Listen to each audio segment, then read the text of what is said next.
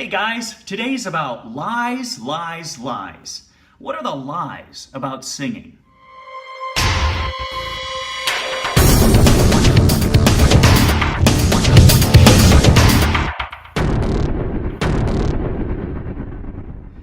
Thanks for joining me. My name is Keith Harris. I'm a professional opera singer and voice trainer. And today I want to talk about lies. What are the lies people talk about singing? And where do we get these misunderstandings from? So these, and I like the title lies. I thought it was kind of a cool way to put it. So today are the 3 big lies about singing. And I want to address each one a little bit. All right, first one. Singing is natural. Good singers don't have to think about their singing. It's just natural. It comes easy to them.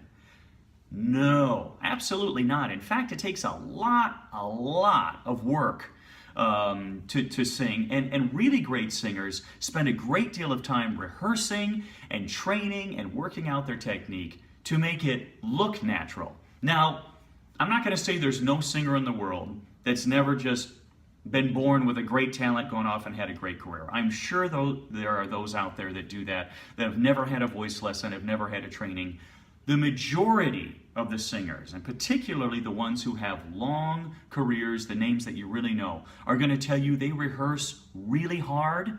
They work many hours. They put in show after show after show, and that long-term muscle memory and repetition, that really hard work, is what makes it look easy. So they put in a lot of hard work to make it look easy. And depending what you're doing, like for an opera singer, for example, I have many different roles I need to sing. Some are much harder than others. I may find at some shows I need to think about my voice much more than other shows. That my technique and what I'm doing, and that high note's a little harder than maybe it was in another show. And so we're always thinking about these things, always working it out. But with the right voice teacher, with the right coaches, with the right support staff when I'm at an opera company, saying, yeah, you can do this, let's do it this way, take a breath here. Suddenly the audience comes and they see a great show. And that's what making it look natural is all about. All right, I love this one. This students say this to me so often when they come to a lesson. It sounded really good in the car.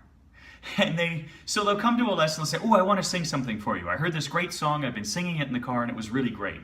And they start to sing, and I say, I'm not really sure that's what you think it is, or it sounds the way it did on the radio. And that's not to say you shouldn't enjoy your jam in the car and sing along, but that's not the same as practicing. And you might not really be getting a proper feedback from your ear of what you're really doing. You also, in some cases, might not be singing a song or a song in the right key that's suited for you.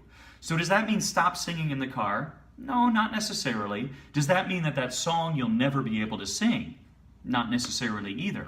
What it means is you want to work with a teacher who can guide you properly and build your voice so that you not only know exactly what you're listening to, exactly the feedback you're getting from yourself and what you're singing, but also can help you build to those really harder songs and help stretch your voice so that eventually when you say, hey, it sounded really good in the car, you'll actually know it did.